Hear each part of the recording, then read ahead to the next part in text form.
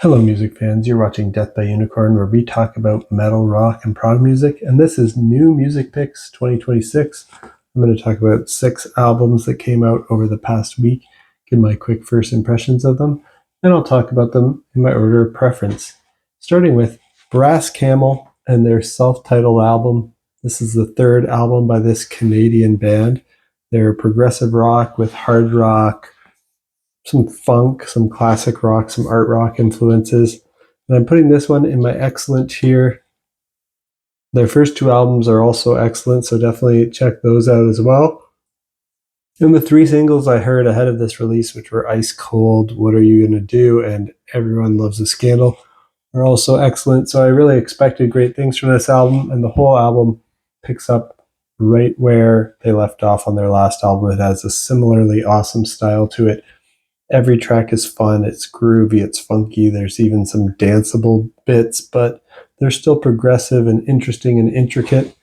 And the music reminds me most of Queen, but sometimes sounds like Kansas, Deep Purple, and Led Zeppelin, so kind of those old school bands, but a bit more progressive than those bands. If that sounds good to you, check out Brass Camel and their album Brass Camel. Next, I want to mention an EP by a band, Holosoil. I think it's their debut EP called Look Up. And this is a group from a multinational group, some from Germany, some from Finland, and it's progressive metal, kind of gent-ish. How would I describe the sound? Yeah, a little bit of gent, maybe a bit of like experimental alternative sounds to it, and some pop, even a little bit of folk influence in there. Really cool progressive metal sound. I'm putting this one in my excellent tier as well. This is Holosoil's debut EP. They got signed by Inside Out, so that definitely makes me take notice. And they're based out of Berlin and Helsinki. They have great female vocals on here over solid progressive metal music that manages to be catchy and accessible while still being interesting and experimental, having great rhythms, great drumming. Check out Holosoil's Look Up if that sounds good to you. Next, moving down from my excellent tier to my very good tier, I've got Nekrogoblikon with their EP, The Boiling Sea. This is an American comedic melodic death metal band. They've got some symphonic and progressive influences as well. And yeah, this is very good. It's a really fun EP. There's 6 new studio tracks on here, and then they also put 5 live tracks at the end to make it 42 minutes. So it's pretty much a full album length here. But the second half of the album is live versions of their older tracks. I wish they had just actually built up enough new songs to make just a full length, because this could, the songs are really strong. These songs are really fun. If they made a full album of tracks as good as these new studio tracks, I would probably have given this excellent tier. But I'm just going to give it very good tier because they kind of left me wanting more. Great mix of clean and harsh vocals here. The choruses are really catchy. The synth lines add to the catchiness and the cheesiness in a really fun way. The guitar riffs are sick as always, and I really like every track. But if I had to pick my top 2 now, it'd probably be Closer to the Sun and Secret Elephant. If you like ridiculous sounding, like there's really not too many bands that sound like them, just really catchy, funny, silly, melodic death metal. They have a goblin mascot. They know what they're doing. They know how to market themselves. If you like the sounds of that, check out The Boiling Sea by Nekrogoblikon.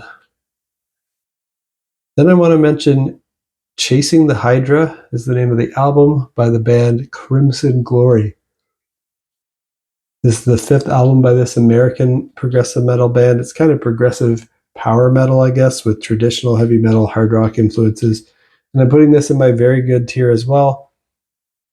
It's Crimson Glory's 5th album overall. It's their first album they put out since 1999, so it's been a really long time. I enjoyed the early single, Chasing the Hydra. The rest of the album's great as well. It sounds like very old school, late 80s prog metal for fans of Queensryche. If you like Queensryche, I think you'll like this. The vocals are very reminiscent of Queensryche to me. I like the guitar riffing. I think the guitar parts are even better than Queensryche, to be honest. But the vocals are very similar, and I gave it my very good tier. And a couple more to go here. Also in my very good tier is Karmamoi or Karmamoi. I'm not sure how to pronounce it. Karmamoi. And their album Eternal Mistake, the seventh album by this Italian neo-prog rock band with art rock, alternative rock, symphonic, space rock, and hard rock influences. Yeah, I'm calling this very good. I thought their 2021 album, Room 101, was very good as well. This continues that sound. It's also very good, but maybe not quite as good as their Room 101 from 2021. I kind of like that one a little better. But the songs here are really well composed. They're well played. They're well produced. They're pleasant, but there's nothing that I'd really go back to often here, as it doesn't really stand out to me in any way. It's all very safe and accessible progressive rock music. Nothing too quirky or unique or wacky here. There are some good guest features here, though, like Randy McStein and Adam Holzman.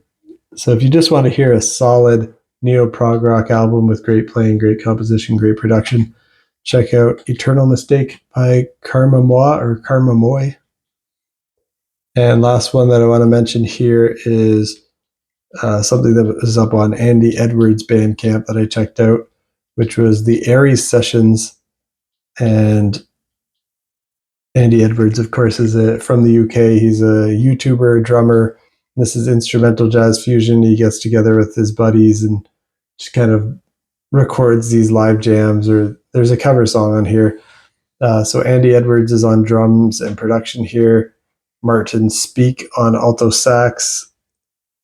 Shannon Hanspel on guitar. Wendy Kirkland on keys. Pat Brakes on acoustic and electric bass. Just great players playing instrumental jazz music, and it ends with a cover of YYZ by Rush. So put it in my very good tier if you like instrumental jazz fusion, kind of improvised jam with a cover. Then check out the Aries sessions on Andy Edwards' Bandcamp. And that's it for my first impressions of these 6 albums that came out over the past week. What do you think of these? Let me know down in the comments. And did anything else come out recently that you think I might enjoy? Also let me know.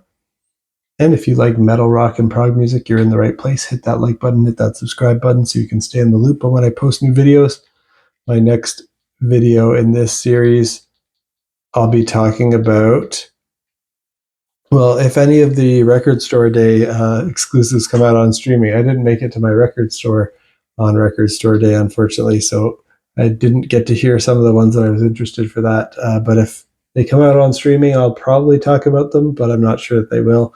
I was curious about Look Outside Your Window, Tales from Topographic Tours by Yes, and Normal Isn't Live by Pussifer. If anybody knows that those things are available to stream online somewhere, do let me know. I would love to check those out. I couldn't find them on Spotify. I don't think they're on YouTube or Bandcamp. But other than that, in my next video, I'll likely, in about a week's time, I'll likely be covering new stuff from the Foo Fighters, Atreyu, Einar Solberg, At the Gates, The Amity Affliction, Pliny, Metric, Nuclear Messiah, Sepultura, and Ringo Starr. Pretty big list of releases there coming out on April 24th. That's 1, 2, 3, 4, 5, 6, 7, 8, 9, 10. Yeah, that'll be a lot to talk about. But I'm looking forward to hearing all those and giving my first impressions on that. So stay tuned and peace out.